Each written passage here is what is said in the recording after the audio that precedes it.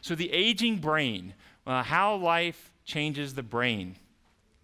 The brain, we're going to first look at a little bit more of normal brain development. Then we're going to look at aging. What is it and what accelerates it? How aging affects the brain. And then we're going to look at pathologic aging, which is dementia, Alzheimer's disease. And then how to slow the aging process. We'll be kind of touching on that all the way through. Anybody recognize this picture? Okay. Yeah, Jeopardy, right? Okay, that's Ken Jennings on the left and Brad Ritter on the right. The two-time all-time winning human beings are pitted in a contest over 3 days against Watson, IBM's synthetic creation, for who is going to be able to answer these questions and score the most. Anybody know who won? Watson won. Oh my goodness, what happened? Well, let's talk about Watson. Watson is built out of 90 IBM Power 750 servers with 2,880 Power 7 processors, each processor with 8 cores, 1.2 billion transistors in this thing, which has 16 terabytes of RAM and can process 500 gigabytes per second, which is 1 million books per second. Which would you prefer? Well, let's put it in perspective for you. This is approximate size. See the brain? You see the brain?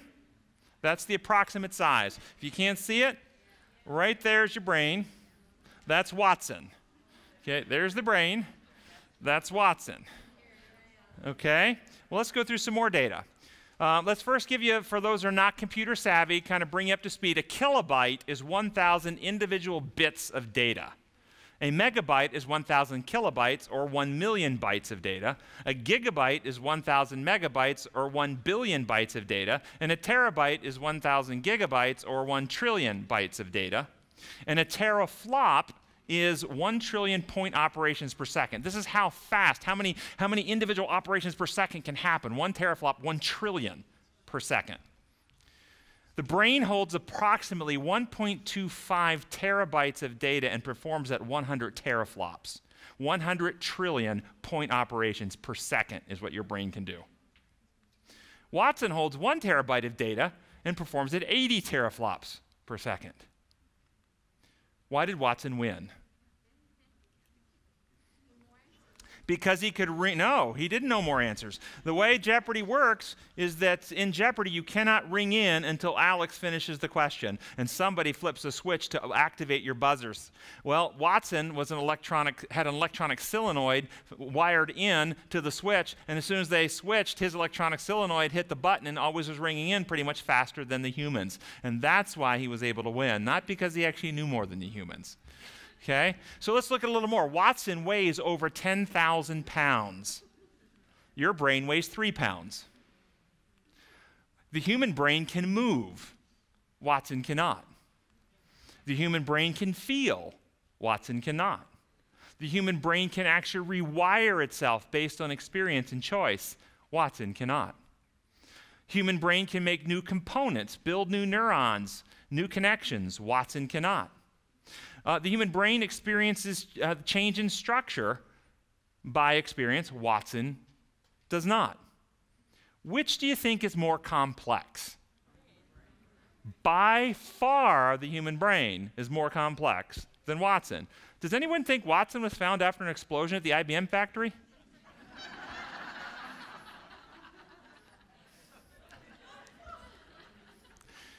This is a section of the brain, and the brain has basically 2 general types of cells. They have the gray cells, which is this thin outer layer out here on the edge. That's where your neurons are mostly housed, most of them.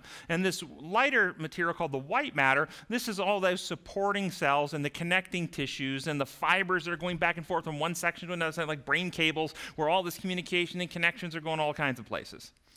As we mentioned earlier in the talk this morning, 100 billion neurons in the brain, 1 trillion supporting cells, very interconnected, up to 40 quadrillion interconnections in the brain. And then the neuron itself is broken into smaller structures. One of the structures, of course, the nucleus, where the DNA is located, the nucleus with the DNA. But I want you to also notice this is called mitochondria. Mitochondria are little organelles inside the cells that make energy. that make energy. They take the glucose and they turn the glucose into other products that the brain uses and the cells use for energy. And then the neurons have cables that leave the neuron from which signals are sent. Those are called axons. And they have cables that come into the neuron that receive signals. Those are called dendrites. Now, this is an axon micrograph, and it actually looks down here at these little microtubules. I just want to point those out to you. Microtubules are like framing a house. They're the framework that gives structure, or they're like scaffolding that gives structure to the neuron. We will come back and talk about those later, but they actually what gives stability and structure to the axon and neuron. We also showed this slide earlier because deep inside the neuron is the DNA, and the DNA, depending on how it's expressed, is directing the actual functioning of the cell. Now, the brain has different types of neurotrophic factors. Neuro, made in the brain. Trophic means makes the neurons grow stronger, bigger. And so this is like fertilizer for the neurons. When you have these proteins, the neurons will grow bigger, stronger. Brain makes new neurons. And one of them is called brain-derived neurotrophic factor. Brain-derived meaning it comes from the brain, and it's a factor that makes the neurons go strong. This is increased by mental and physical exercise. So today, you guys are thinking and exercising, your brain will be kicking on some BDNF. When you physically exercise, your brain kicks on BDNF. But we talked about that stress. We talked about it last time and when I went through that cascade, it actually shuts this down. Chronic stress will shut down this. And antidepressant treatments will actually turn this back on. Another one is called nerve growth factor. It's also increased by physical exercise. It's increased by lithium. Lithium will kick this one on. Antidepressants and TMS, ECT will kick this one on. Lithium kicks this one on. And it's suppressed by lack of exercise and amphetamines. So if you're doing methamphetamine, cocaine, you're actually suppressing proteins that would keep your brain healthy. Vascular endothelial growth factor, this is coming out of the blood vessels, and this is a critical one. This is one that is increased by physical exercise. So when you exercise aerobically, you're telling your brain, hey, I need new tracks for blood to get into my brain. So your endothelial factors will actually start making new capillary perfusion into your brain, and when that new capillary perfusion goes into your brain, it also releases this factor, which causes new neurons to grow in the brain. So exercise makes new neurons grow. Now, do you see so far a common thread in all three of these growth factors? Exercise. Yes, exercise. All right, so what is aging? What is aging? Chronologically growing older? Well, God is ancient, but he's not elderly, is he? Or is it functionally growing older? Slow decline in vitality and ability. What is aging? When we think of aging, I'm hoping to live eternally. I'm hoping one day you'll say, how old are you? I'm about 12 trillion years old. I lost count sometime about 3 trillion years ago. Aren't you wanting to say that one day? Yeah. Do you think we'll look old? No. So we're not going to decline with vitality and ability. So when we talk about aging, we're really not talking about growing, experiencing, just getting chronologically older. We're talking about this functional decline. So functional aging. Just some facts about aging. As people age, taste and smell stays pretty much intact all the way into the 70s, and then there's a slow, gradual reduction after the 70s. Bones and muscles will decrease without use if you maintain exercise, so the more sedentary, the more you will accelerate both bone density decay and muscle decay. If you stay active through your life, you will slow this process, but you lose mass, strength, elasticity, and again, it's accelerated with a sedentary lifestyle. Touch, we lose sensitivity to touch as we age, which increases the risk for burns, and we get decreased circulation to the skin, the sweat glands, the skin thins, and it's more difficult to maintain body temperature as we get older as well. Hearing impairments, 30% of people over the age of 60 have a hearing impairment. I wonder if somebody asked that question about rap and rock. I wonder if that's going to be higher if you've listened to rap and rock. I suspect it will. 33%, 75 to 84, so not much difference all the way up into the mid-80s, but after 85, 50% of people have a hearing loss. And then vision changes. In 30s to 40s, we begin to lose near vision. I have lost that near vision, and I have to wear my reading glasses now. Sometimes you see me wearing those, and I really, really wish that wouldn't have happened. Anybody else wish that wouldn't have happened? Yeah. Yeah. As aging continues, peripheral vision will slowly decrease. Night vision is reduced. Eye muscles weaken. We get cloudy lenses or cataracts. The color vision changes, and the greens and blues are harder to see. And 7 to 15% of seniors have serious visual impairments. So what contributes to functional decline as we age? Well, the first thing is simply chronological age. The longer we live on Earth in its current state of decay, we decay. The longer we live, the more exposure to various things. With prolonged exposure, well, the longer we live, the more exposure we get. Second law of thermodynamics basically is the law of entropy. If energy to maintain a system isn't going into the system will slowly decay. So if you leave your home, walk away from it, leave it for 20 years, and come back 20 years with nobody doing anything to it, we'll be in the same condition as when you left it. Or if you leave your car sit outside for 20 years, we'll be in the same condition when you come back 20 years later. No, without anybody doing anything, things decay. This is entropy. Things slowly decay over time. This is the second law of thermodynamics. Well, what about the human genome? Our genetics. If mankind is disconnected from God, is there a slow, gradual entropy? Are our genes decaying slowly over the years? Are we degrading to become less and less fit? Or are we evolving through mutation to become more and more fit? See, these are exact opposites. Well, the data is in. The Bible says that when Adam sinned, dying, he would die. Well, there's which I'm suggesting means dying, he would die. Slowly, he will decay. You will decay slowly because you're disconnected from the source that keeps you healthy. Well, there's a book by a guy named Sanford who's an applied geneticist at Cornell University called Genetic Entropy, The Mystery of the Genome. And he does a phenomenal job of documenting what is known of the human genome in science. And the human genome, let me just kind of walk you through what that is. It's an instruction manual containing the library of information that codes for everything that you're built to be and out of. And this library of information, the DNA molecules themselves would equal letters in that library. So you go to a library and we looked at the various letters in the words. Those various letters are the DNA molecules in your DNA. The cluster of these molecules together form words, and the word groups together form genes or chapters in our library. And the chapters or the genes themselves form chromosomes, which would equal volumes to our library. And all the chromosomes together equal the entire library of information, which is 3.2 billion base pairs and 23 chromosomes. A lot of information. Now, what about mutation? And this is what's been phenomenal that's been documented. Notice here, per person, per generation. Per generation. And you can look, these are all the different types of mutations that are happening to the DNA every generation. And at a minimum, every person is born with 1,000 damaging mutations that their parents did not have. 2,000 more than their grandparents, 3,000 more than their great-grandparents. Every generation has more damaging mutations than the generation before. A person at age 65 will have in their DNA up to 6,000 point mutations that were not there at birth. So not only are you born with more, your whole life, that you're getting these more and more and more mutations to your DNA throughout your life. Each generation receives up to 1,000 new that you did not start with, and there has not been found one mutation that actually added genetic information or improved a species.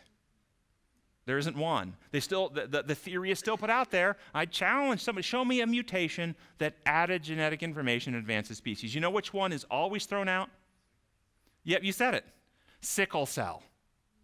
The sickle cell mutation is thrown out as evidence of a mutation that causes adaptation. Think it through with me. The whole theory is this: mutation advances a species. So, if the whole population had the sickle cell gene, would we be more fit or less fit? See, the sickle cell gene ruins hemoglobin. Hemoglobin can't work anymore. Anybody NFL football fans? Anybody? 1, 2, 3. If you watch the Pittsburgh Steelers, when they go visit the Denver Broncos, there's a linebacker that plays for the Pittsburgh Steelers that cannot play in Denver. He did it one time. He lost his spleen and lost his gallbladder. So whenever they go, he has to sit out. He's a starting all-star linebacker. Can't play. Why? He has the sickle cell trait. And at altitude, his hemoglobin will not work. And so he could die if he plays at altitude. Wait, I thought he's supposed to be more fit, more advanced than the rest of us. No, he's not more advanced. He's less fit. He's less capable. If this was actually doing what they say, then what would happen was we would have a mutation that would cause him to have such a robust immune system that the malaria would simply be destroyed as it enters his body, and his hemoglobin would be so dynamic that he could breathe at 20,000 feet without oxygen. Supplement. You see, we're not more fit from this mutation. It's a damaging mutation. It destroyed information. The human genome is slowly degrading. Well, interesting thing that Sanford did in his book is he actually went to the scriptures and he plotted out per generation the ages of human beings recorded in scripture from the time of Noah's flood all the way up until the time of Christ. Now, this is how it plotted out. Does anybody recognize that curve? These are the ages recording in scripture from these. Anybody recognize this? This is called a biological decay curve. Any biological system that decays through entropy follows this curve. Look at those ages plotted there.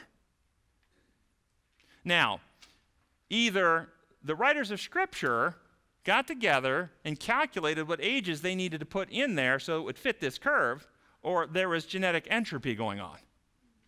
You following me? Yeah.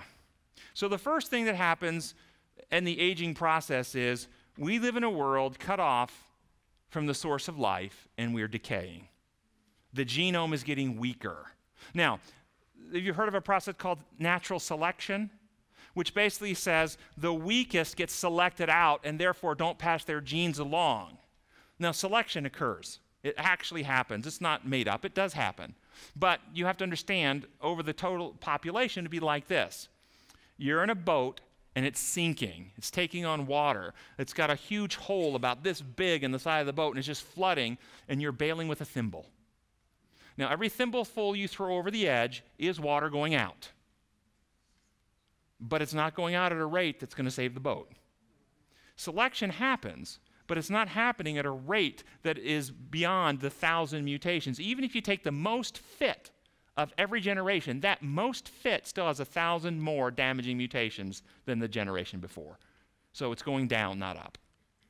So chronologic age is the first thing that contributes to aging. Next thing is oxidative stress. Now, Dr. Markham mentioned oxidative stress in his talk earlier. Now, what actually is oxidative stress?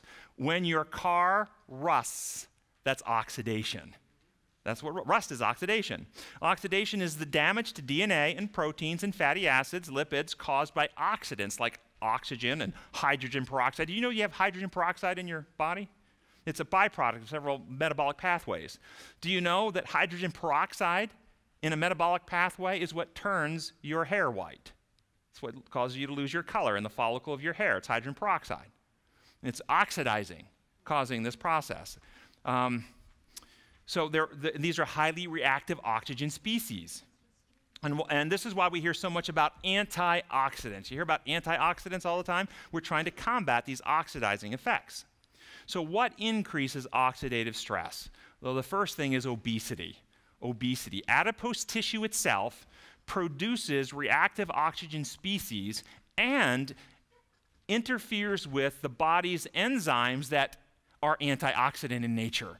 Your body produces enzymes that break down these reactive oxygen species, but adipose tissue blocks or inhibits those enzymes. Plus, it kicks up more reactive oxygen species.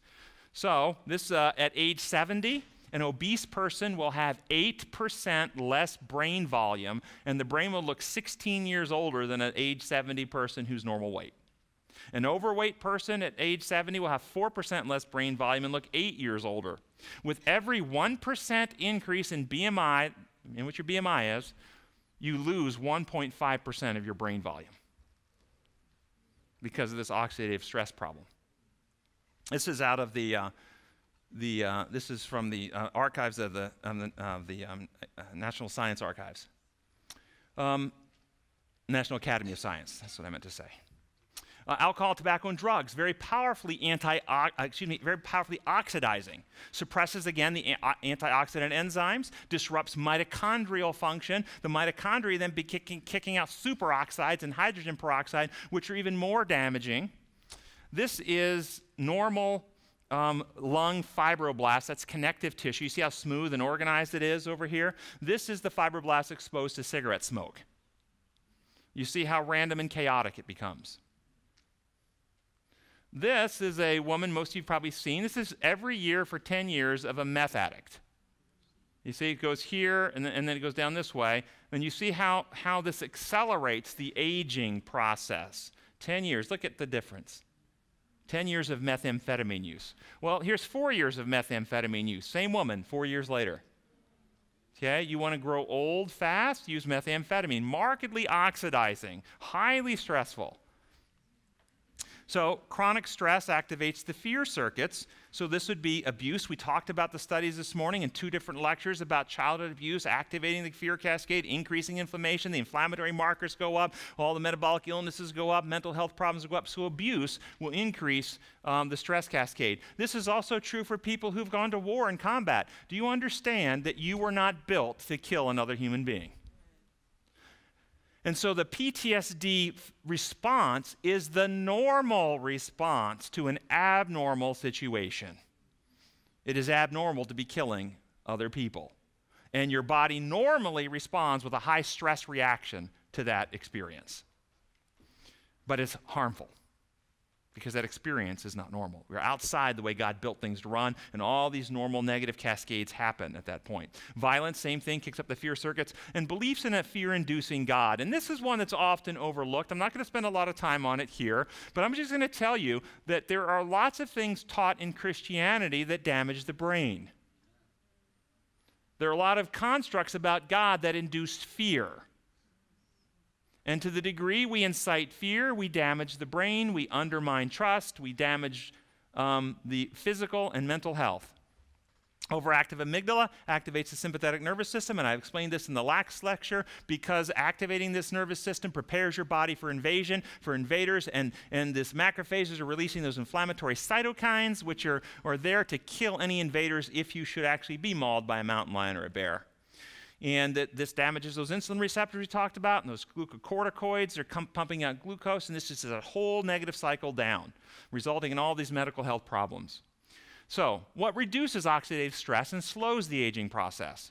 Well, first, diet. Diet can do this. Apples, broccoli, spinach, kale, peaches, cabbage, cauliflower, tomatoes, carrots, citrus fruits, most berries. Berries are very antioxidant. And these things are they reduce inflammation, and all these are also very high in fiber. You eat a bunch of these every day, your weight's going to go the right direction, your inflammatory cascade's going to reduce, you're going to have less aches and pains, your brain's going to get sharper. Exercise. I mentioned interleukin 10 and the question answer time. When you exercise regularly, your body produces interleukin 10, suppresses the inflammatory interleukins, and you also produce endorphins and enkephalins, which help mood. Older persons who exercise regularly saw 2% growth in the hippocampus of the brain, which reversed the losses associated with aging.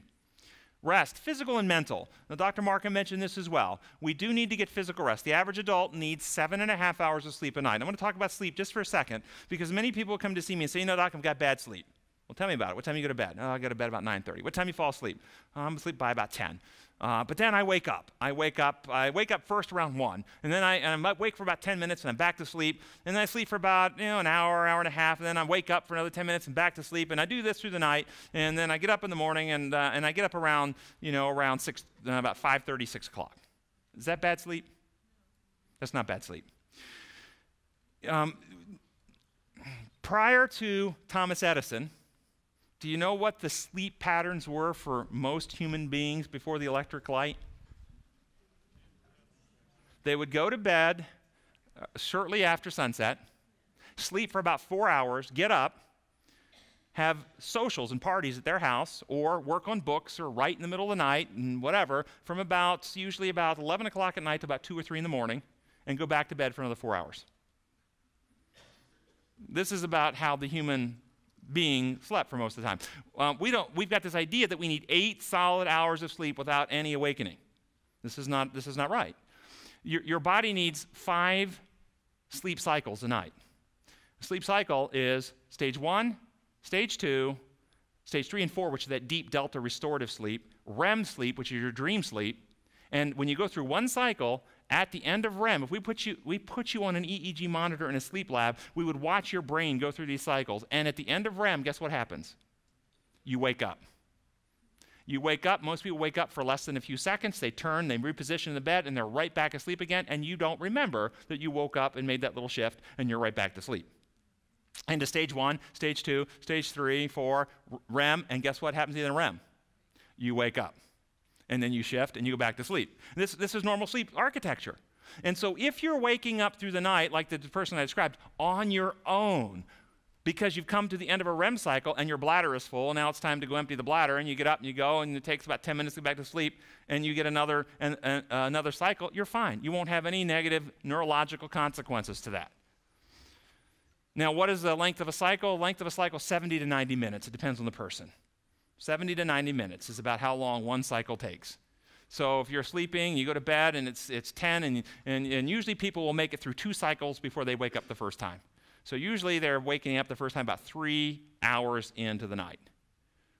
And then they're up for a minute or two, go to the bathroom, and then about every, men is the age, about every 80 minutes, they wake up through the night to go to the bathroom. They're waking up at the end of that sleep cycle.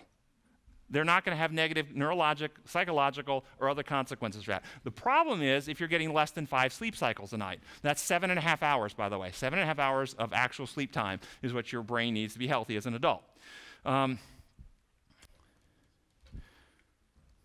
There'll be no negative consequences if you're getting that kind of sleep. But if something is waking you up in the middle, so you're at stage 2, you're at stage 3, you're at stage 4, and somebody wakes you up in the middle of those, like you get your, in the old days, beeper, cell phone. Jim's got to take call.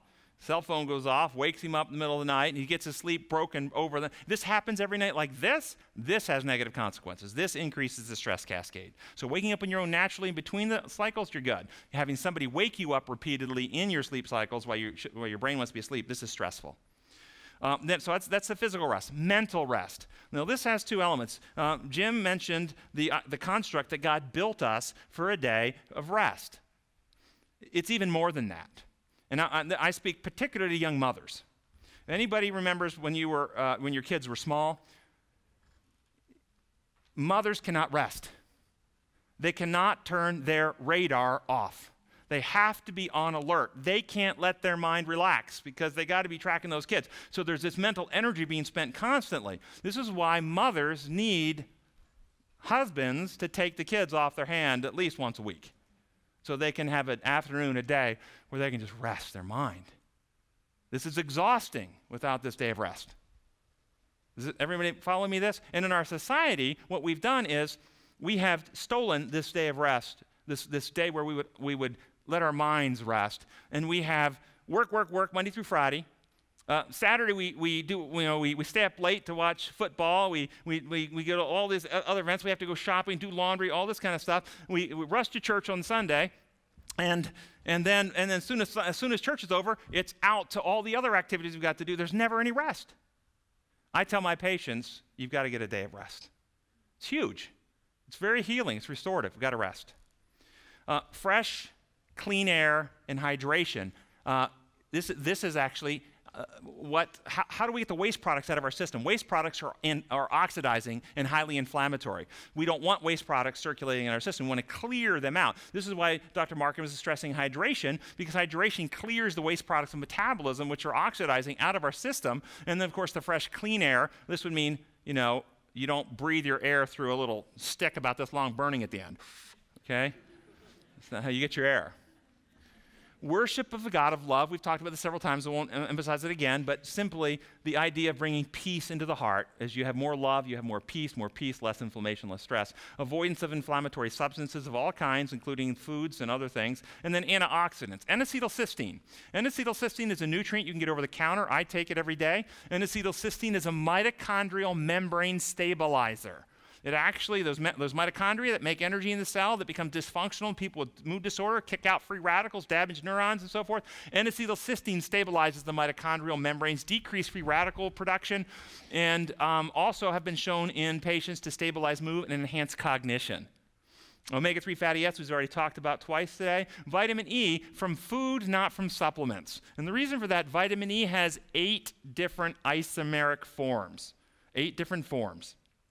The body, believe it or not, needs all 8. The supplements generally have 1 or 2 of those forms. When you take a supplement, you actually cause a vitamin E imbalance. So in some studies have indicated it can worsen some cardiovascular risk to take vitamin E supplements that are one of the isomers. But if you get it from a food source, and a good food source is almonds, raw almonds, just eat 8, 10 raw almonds a day, you'll be fine.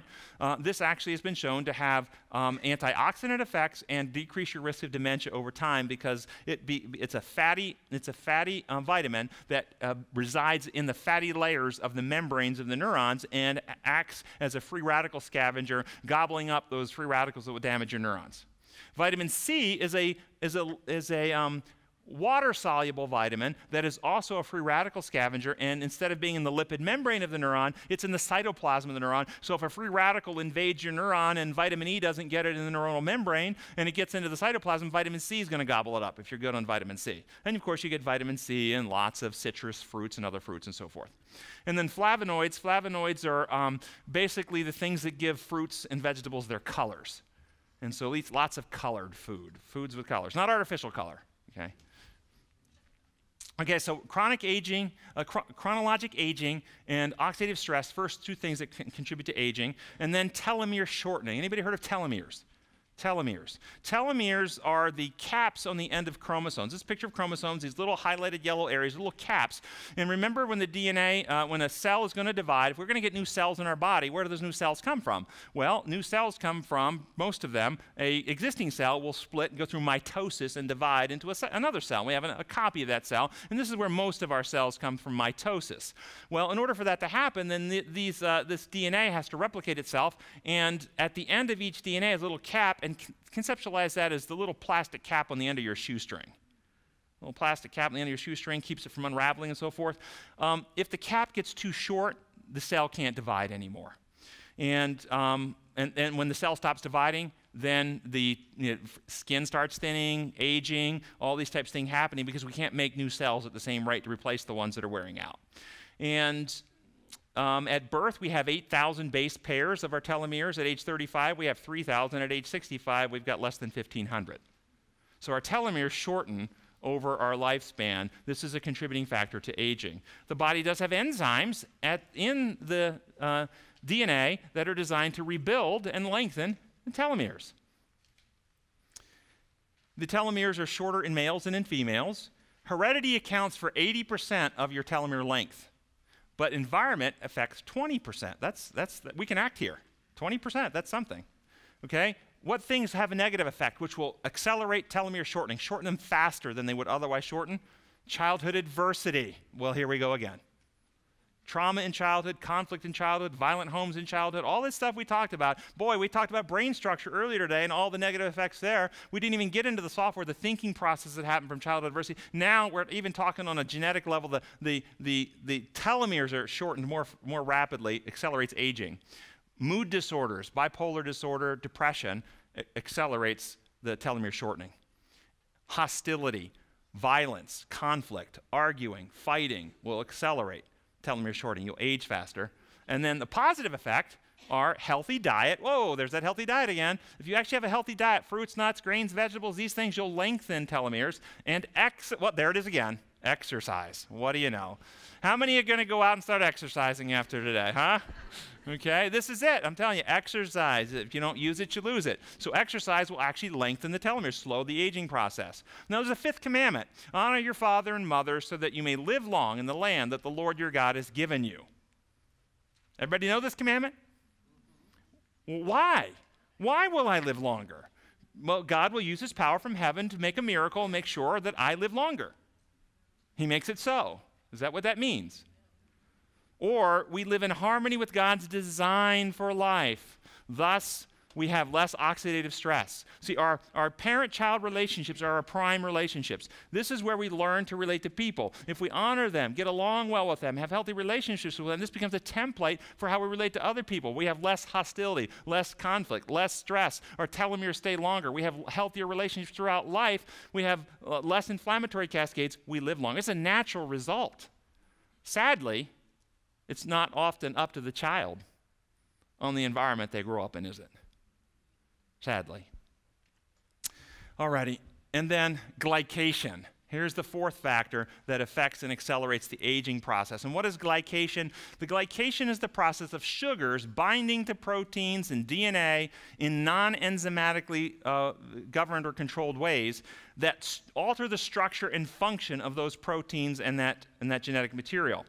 And these things are referred to as advanced glycation end products. These are, in other words, products that have been glycated, have a glucose molecule now attached onto it, locked onto it, altering its function and structure. And we can refer to those as AGEs.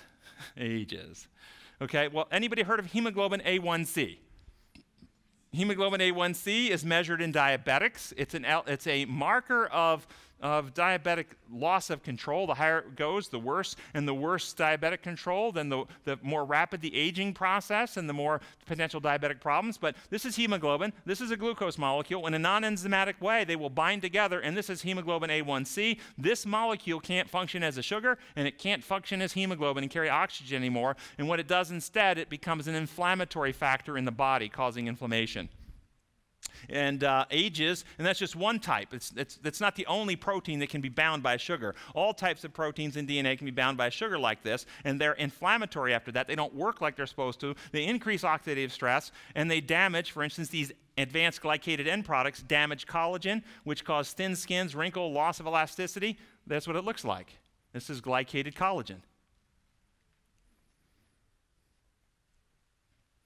Or it binds with oxidized LDL in the endothelium. Now, Dr. Markham knows all about this. Arterial walls causing inflammation and obstruction and prevents the HDL, your good cholesterol. LDL is your bad cholesterol. HDL is your good cholesterol. And it prevents HDL from actually removing the LDL. And this is a graphic showing a normal arterial lumen, how nice and wide open it is. And you notice between the endothelial lining and the muscle wall, this stuff, this crud, this junk starts building up in here, closing it down. Well, this is what it actually looks like. That's just kind of, see, this should be this big. It's this big. And this is, these are advanced glycated end products binding to LDL, getting stuck in here. Then it interacts with your IgG, immunoglobulin, altering immune system. It also, these advanced products will alter cellular membrane function, and in vitro, that means in lab studies, it's been shown to interact with DNA, and so it has the potential to alter DNA expression as well. Now, two primary sources of these advanced glycated end products. One is from food, brown foods, fried foods, charred foods. If you eat foods that have these advanced glycated end products, you will absorb 30% of those end products that you eat. 30% of them will be absorbed into your body. Well, there's an example. This is advanced glycated end products. This is advanced glycated end products. This is advanced glycated end products. This is advanced glycated end products. Those are advanced glycated end products. Oh, there's murmurings going on now. Oh. Brown foods, fried foods, charred foods, you'll absorb 30%. But there's two sources. One's food, one's body metabolism. Body metabolism, high blood sugar levels increase the advanced glycated end products. Hemoglobin A1C, I already mentioned. This is why diabetics have higher coronary artery disease, have higher end organ damage, which would be damage to their kidneys and their peripheral nerves and their retinas and these types of things. It's this type of stuff that's damaging it and accelerating the aging and the dying process, really. So what can we do to slow the advanced glycated end products and slow aging? Well, reduce the consumption of sugar. In America, in the average America eats between 125 and 150 pounds of sugar per year. And some of these ladies in the room I can see don't even weigh 150 pounds. You're eating your body weight in sugar every year. Stabilize blood sugar levels by eating complex carbohydrates, proteins, and high fiber. If you were to eat sugar, the average American diet, do you know how much sugar cane you would have to eat in the cane form to eat the enough sugar that you get out of an average diet? 29 feet of sugar cane every day. Okay? Now, just imagine trying to gnaw down 29 feet of sugar cane. If you had that much fiber, if you could eat that much fiber a day, you wouldn't have a sugar problem. Really, fiber in the diet actually stabilizes blood sugars. Eat vegetables and fruits raw, boiled, or steamed because the water prevents sugars from binding to the protein. So you'll have less of these advanced glycated end products in your food if you cook them in these ways. Now, notice I said limit. I didn't say don't eat because I'm a realist, okay? I said limit consumption of browned, caramelized, and deep-fried foods. Now, this cooking technique it creates ages, but I agree with Dr. Markham. You can't eat right even if it's going to kill you. You've got to have joy and happiness in your life. So, but be judicious. Limit these. Limit meat, but if you do eat meat, then cook it at low temperatures slowly, and because high temperatures, searing and so forth, create a lot of the advanced glycated end products. So how do we reduce these in slow aging? Avoid high fructose corn syrup. Ding, ding, ding. High fructose corn syrup is 10 times more oxidating than sugar in your body. 10 times more oxidating than sugar.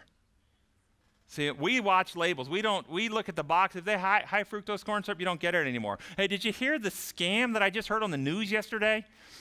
The Heinz ketchup factory up in New Jersey. Anybody hear this?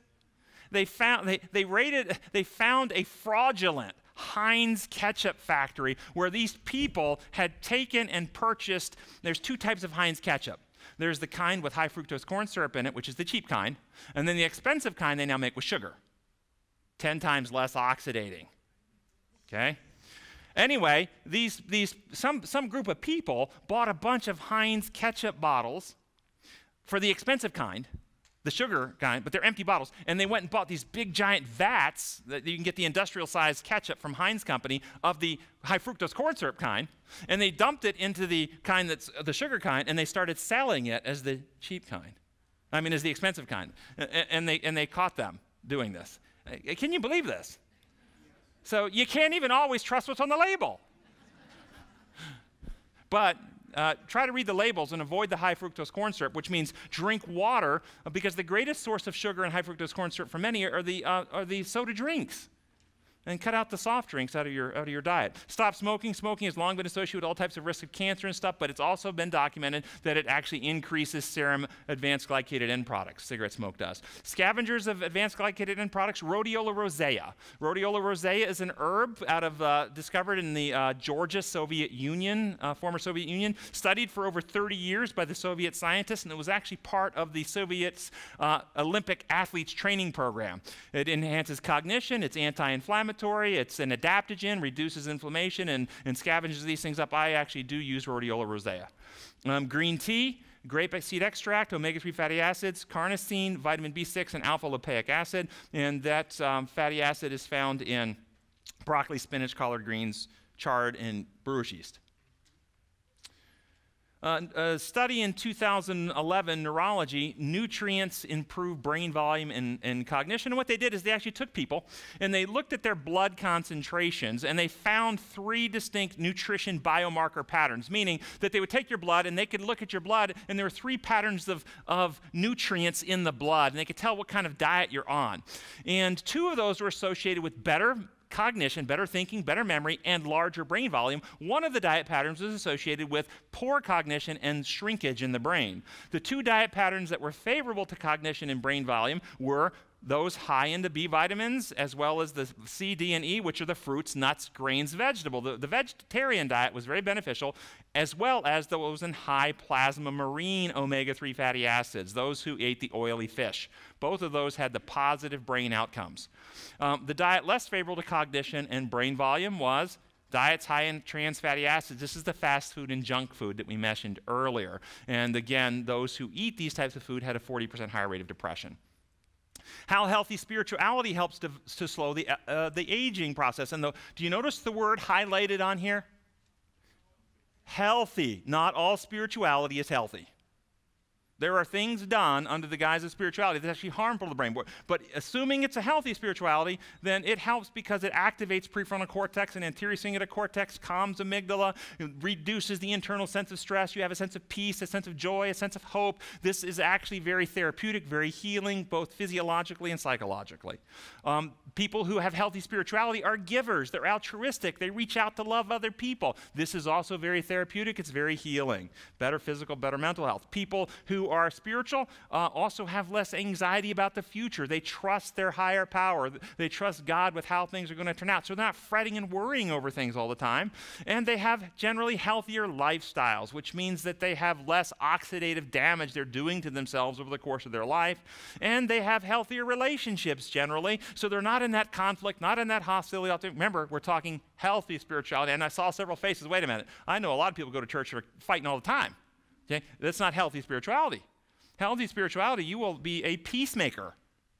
Okay? There will be health in your relationships when you have healthy spirituality. And all of these things together result in healthier brain function. Do you see how they all work together? So what accelerates aging of the brain?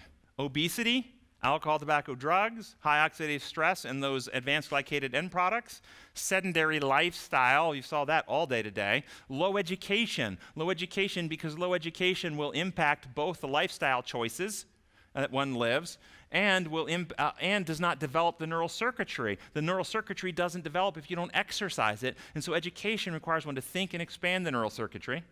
Lack of brain activity, obviously, for the same reasons. It doesn't get used, you lose it. High stress lifestyle, we mentioned that. Relationship problems, again, for the chronic stress it brings. Lack of spirituality and altruism. All these are going to accelerate aging. Let's talk about pathologic aging. This is dementia. What is dementia? This is a brain disease. This is not normal. This is not normal aging. This is a brain disease characterized by multiple cognitive defects, including memory, loss of memory, ability to learn new things, and one of the four listed on the board. Aphasia means that you have disturbance in language. You use words wrong, you have word searching, you can't find the words you want to use, your sentences don't work, you can't write a actual complete sentence anymore, you use phrases instead of complete sentences, so language development is impaired, language use is impaired. Apraxia, which is a motor disturbance, meaning that you can't tie your shoe anymore, you have trouble buttoning things, typical motor movements and things that you normally do very easily, you lose the ability to do those things. Agnosia is that you can't remember the names of familiar things. People's faces, you just can't. Now, I must have been dementing for a long time because I can't remember his name. But seriously, you can't remember. It's like, oh, you got the face. What is the name? What is it? Or places or things. You know it. You can't. What is this thing called? The thingamahoochie, the whatchamacallit. And you can't come up with the names that you're trying to say anymore. That is agnosia. And then executive function impairment. That's the ability to strategize, organize, plan, balance your checkbook, anticipate a sequence of events and how they should be taken in order to be most efficient. That's executive function. And so if you have memory impairments with one of these four, this is considered dementia. Dementia has lots of different causes. The most common cause is Alzheimer's dementia, but there's lots of different causes of dementia, including head injury, including stroke, multivascular injuries, and so forth. Alzheimer's disease, more than 24 million people worldwide have dementia, Alzheimer's dementia. An estimated 4.6 million new cases occur every year. The number of dementia cases is predicted to double every 20 years. They're predicting 40 million by 2020, 81 million by 2040. Alzheimer's dementia is the most common cause of dementia. Alzheimer's dementia doubles every 5 years after the age of 65. The prevalence of Alzheimer's dementia among the elderly is 67 people per 1,000 people, as compared to Parkinson's disease, which is 9.5 per 1,000 people. So significantly more common. More than 1 in 3 people aged 85 years and older receives a diagnosis of Alzheimer's dementia. So about 33% of those. This is what would be a normal, healthy brain if it wasn't out of somebody's body. And this is an Alzheimer's brain. Now, don't look at the color. Color is irrelevant here. What's relevant is mass and size. Notice these mountainous areas, which are called gyri, and the little valleys called sulci. You notice how small the valleys are. You notice how small the valleys are here, how tight together the mountains are. Notice over here how big these valleys are. You see them? How big the valleys are here?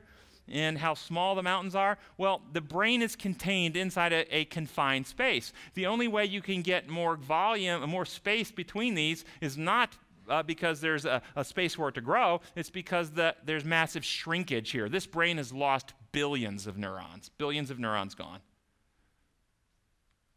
And this is a cross-section of what would have been a healthy brain, and this is the cross-section of an Alzheimer's brain. Do you see these are called the ventricles? That's where the fluid, the cerebral spinal fluid circulates through the brain. And do you notice the difference in size here? See the difference in size? Well, the only way these get bigger is if the tissue is shrinking. So we've lost billions of cells out of this brain. You see how much thinner and smaller this brain is. This is actually a positron emission, a PET scan of a normal brain on the far left. Notice how bright red and lit up it all is. This is a normal brain. This is an early Alzheimer's brain in the second column. This is a late Alzheimer's brain. This is a child's brain. And you notice that this late Alzheimer's brain is functioning much more like a child's brain. We've lost billions of neurons. And all those things we've developed as the neurons were developing and growing and synaptic connections we're making. We've learned the ability to walk and learn to talk and learn to write and all these things we're learning because all that brain is just wiring and connecting and building this huge network to do all this stuff. Well, it's going the other direction here. It's degrading. That network is being dismantled. And that's what's happening as these neurons are dying. This is looking at on the left. On the left, we have a normal brain. This is normal aging. This is an elderly brain, normal aging. This is Alzheimer's brain, late onset, meaning after the age of 65. And then over here, we have that normal brain. We're looking now at radiotagged amyloid. We're looking at this protein called amyloid protein, which is toxic to the brain and is built up in Alzheimer's dementia. And you'll notice that we don't see really any of this in the normal aging brain, but look at the Alzheimer's brain. We got all this amyloid built up in this brain, and amyloid, I'll walk you through the problem with amyloid here in a second. Remember those microtubules we talked about earlier? Microtubules give the neurons their structure and strength. Well, here's a graphic, and we've taken the axon, we've blown it up to where we can look at this microtubule. See the microtubule here, it's graphically blown up, and if you blow it up even a little more, looking at it, you see that there's these tiny little things that look like clips on top of it. That's tau protein. And think of these very much like, anybody know what clips are in scaffolding? You put scaffolding up, you put the pins in, okay? And what do the pins do for scaffolding? Yeah, would you like to climb a 10-story scaffolding with no pins? No, what's going to happen? It's going to collapse, right? Those pins hold it structurally in place. That's the function of tau protein on these microtubules. Tau protein acts as those pins and holds it in place. Now, what happens is the tau proteins get a phosphate group, it's called phosphorylation, attached to those tau proteins, and you see it down here, and they can no longer stay in place. They disengage, and guess what happens with the microtubules? They start disintegrating, just like that scaffolding collapses. And so let me walk you through a potential pathway. Because amyloid, we get increased amyloid in the brain. What can cause increased amyloid? Genetics. Some people have genetic vulnerability for family history, and they produce a lot. Or they can have, and I'll show you another slide, but they can have trisomy 21. The gene that codes for amyloid protein is on the 21st chromosome. And so people with trisomy 21 if they live long enough, get Alzheimer's dementia because they have 3 copies of this gene putting out amyloid protein instead of 2. So you get 1/3 more than everybody else. And so an increased amyloid from genetics. Head injury. Head injury, when you get a concussion, I mentioned concussion this morning. When you get a concussion, you will damage and lose some neurons. When a neuron dies, it leaves behind trace microchemicals like a little zinc or a little copper, trace microchemicals. And guess what comes up behind it to scavenge that up? Amyloid. Amyloid's kind of like a brain scab. It comes along and it scavenges up these microchemicals. Chronic stress, which can cause damage to the cells that we pointed out earlier this morning, increased reactive oxygen species in these ages also can damage neurons. And when neurons die, they leave behind the microchemicals. Amyloid comes and scavenges it up. Amyloid phosphorylates tau. Remember what happens if tau gets the phosphate groups on it? It's the pins in your scaffolding. Somebody pulls the pins on your scaffolding. What happens to your scaffolding? It collapses. The tau gets phosphorylated. Then those microtubules in your neurons begin to collapse.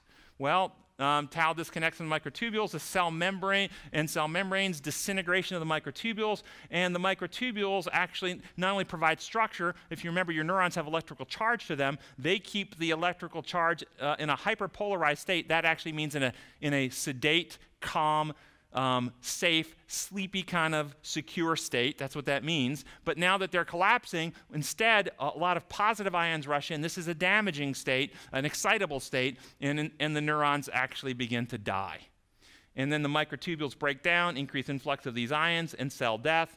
And when the cells die, they leave behind these microchemicals, and amyloid comes to scavenge them up, and amyloid phosphorylates tau, and tau disintegrates, and we have cells dying, and then more amyloid comes. You see a problem here now.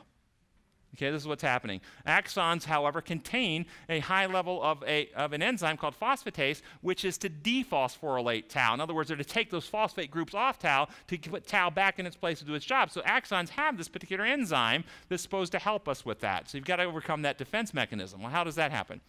Well, phosphatase is temperature sensitive. That enzyme that keeps the phosphate groups off of your tau. So if you go to a prolonged surgery and they lower your body temperature significantly for a long period of time, tau, this phosphatase stops working, and phosphorylation of tau occurs. And if you've ever known anybody who was older, who went in for a long cardiac bypass surgery, and they came out and they weren't quite as sharp as they were when they went in. You ever known that to happen? Yeah, this is one potential pathway for that. And then there's an anesthetic drug called propofol, which actually impairs this enzyme at normal body temperatures. So if you actually had that anesthetic and this going on at the same time, you got a double dip cognitive problem. And actually, they don't use propofol very much at all anymore. There was a famous person recently who died who was getting this. Michael Jackson. That's exactly right. So risk factors for dementia. Number one risk factor is increasing age. The longer you live, the more oxidative stress, the more exposure, the more just ravages of time happens to your brain and body. Family history. If you have that positive genetic family history, there's a family in, is it Argentina? I think it's Argentina. They have 8,000 members in this family that are currently being assessed and tracked, and they're doing some studies on them for treatment of Alzheimer's disease. In that family, everybody gets Alzheimer's disease in their 40s. Yeah, be glad you're not part of that family. Oxidative stress, we've talked about, all those oxidative factors. Trisomy 21, I explained to you why that happens. Alcohol and drug abuse and increasing inflammation and oxidation. Smoking, both for the oxidative stress factor and vascular factors. Sedentary lifestyle, because of all the positive things you don't get when you exercise, all those neurotropic factors. And if you don't use it, you lose it. Toxic exposures from various toxins. And these could be environmental toxins. This can happen sometimes. People have no knowledge. Soldiers exposed to Agent Orange. You know, somebody living near a company that's dumping waste where they shouldn't be dumping waste, and you get exposed to it, and you never had any choice on the matter. These things can happen. Head injury. Number one cause of head injury in the United States is bicycle accidents. There's also boxing. You know about the dementia that come from that. Football injury, head injuries are really, really high in the news right now. There's a lot of lawsuits in the NFL going on, but notice this bottom one here, soccer. There's an association between the more headers your kid does in soccer and cognitive problems, cognitive decline later in life. So if your kid's playing soccer, I would tell you to tell the coach that your kid is not allowed to do headers. I wouldn't let him do headers. The more headers, the more injury to the neural net, and later in life, they'll have more cognitive problems. So stop doing the headers. Even if they have dementia and take you off the team, I'd rather not play and have my brain. Poor vascular health, smoking doubles the risk of dementia. Diabetes doubles the risk. If you're diabetic, you have double the risk of dementia. Obesity also increases the risk. Western diet increases the risk. Hypertension, sadly, even when treated, will increase the risk for dementia. The only way that I know to decrease the risk is to actually change your lifestyle such you don't have hypertension anymore. But treated hypertension, you still have increased risk for dementia. Low intelligence, because the neural net simply isn't as developed, so it takes less to break it down. Television watching increases risk for dementia because it slows neural connectivity. This is not educational, this is theatrical television watching. low cognitive stimuli, so you're not doing anything to make yourself think. You're just chilling and vegging. Marijuana smoking, okay? Marijuana, hey, dude. Why do you think in the movies they always depict these guys that smoke marijuana with such brilliance, you know? Like, hey, dude, man, what's happening? They got about 2 neurons working still. Depression increases the risk because depression is a high inflammatory state we've talked about. Post-traumatic stress disorder, high stress, high inflammatory state, increases the risk. Social isolation. We were built for relationships. Dr. Markham emphasized this all the time. He's absolutely right. We are built for relationships. When we're in social isolation, this is actually high stress. They've actually done studies on monkeys, and they put them in a cage where they would blast this high sound at them, and they would measure things like blood pressure and heart rate and things like this. And they tried different interventions to see if they would help them, and then they just took and put another monkey in the cage with them and didn't change anything, and the blood pressure and heart rate came down. Blasting noise still, all the same stressors, just having the other monkey with them, their heart rate and blood pressure came down. The companionship, we're built for relationship. Psychological stressors, and there's all types of psychological stressors, including believing distorted things about yourself. And chronic sleep deprivation was also a very significant risk factor for dementia. So preventional, and I'll explain some of these things you can do to prevent or reduce your risk. Healthy diet. I'm not going to go into all those things again. I listed them. It's in your handout. Lots of really good things. Reducing inflammatory process, healthy diet. Almonds and vitamin C, antioxidant. Methylfolate and B vitamins, I've mentioned those and explained those earlier. N-acetylcysteine, I've already explained. And so far, I'm doing all of these. Curcumin, I didn't mention this one. Curcumin is a yellow Indian spice. And curcumin actually stereotactically means physically, structurally binds to amyloid and pulls it out of the brain.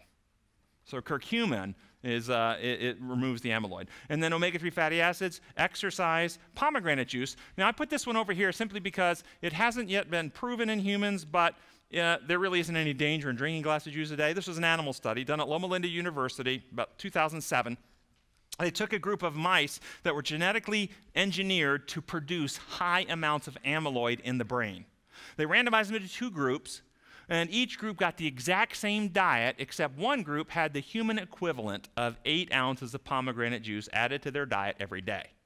They took brain biopsies on all the animals in both groups at the beginning of the study and at the end of the study, which was either 8 or 12 weeks later. Not surprisingly, those without the pomegranate juice had higher amounts of amyloid in their brain than when they started. Those with the pomegranate juice not only didn't have more, they had 50% less amyloid in their brain than when the study started. They're genetically identical, bred to put amyloid in the brain. So it was actually clearing the amyloid out of the brain. So I drink a glass of pomegranate juice a day. Again, it's not proven in humans, but what's the danger of a glass of juice a day? Oh, and a little Bible connection for you. I've already mentioned to you how the almonds are very beneficial. Mentioned to you now how the pomegranate juice is showing some benefit potential here. The Old Testament scripture, there was a little theatrical stage that they enacted a play in called The Sanctuary.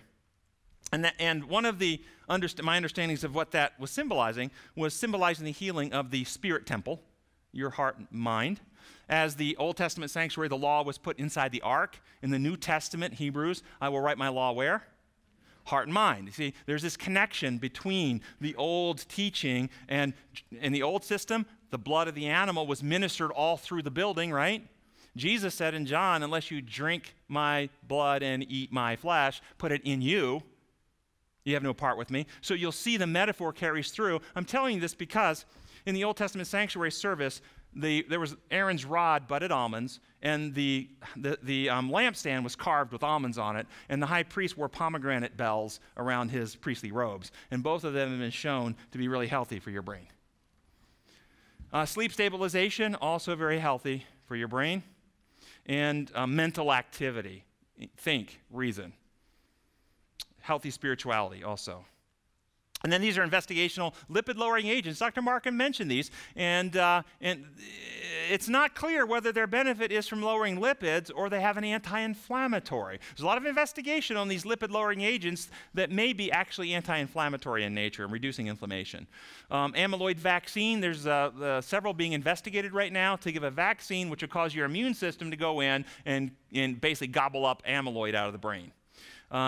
This is an antifungal. Again, antifungal, anti-inflammatory, may have some benefit. There's some data suggesting that. No, of course, it's not indicated for that.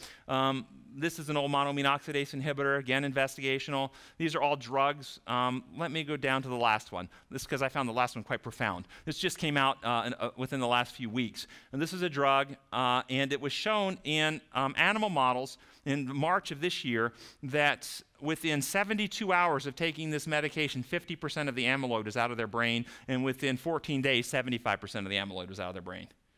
So that was quite profound to me. They're not advocating and by the way, this one, well, many of these are, some of these like this is not even available. It's just being investigational. This is on the market. This is not approved for this. It's used for something else, but it's available. Doctors can prescribe this right now. But they're advising that you don't start writing this for all your patients. They're going to start demanding it because they're going to do human trials and studies first. But this was animal models. But it's very, very, very interesting to me. So my dementia cocktail, meaning somebody who has dementia, not somebody who's trying to prevent dementia, somebody who has dementia. This is a medicine. So by prescription. And the rest of these you can get over the counter, and they're all good to do. And I do all of these because they're very beneficial. The only ones I don't do are these because these are when you have dementia.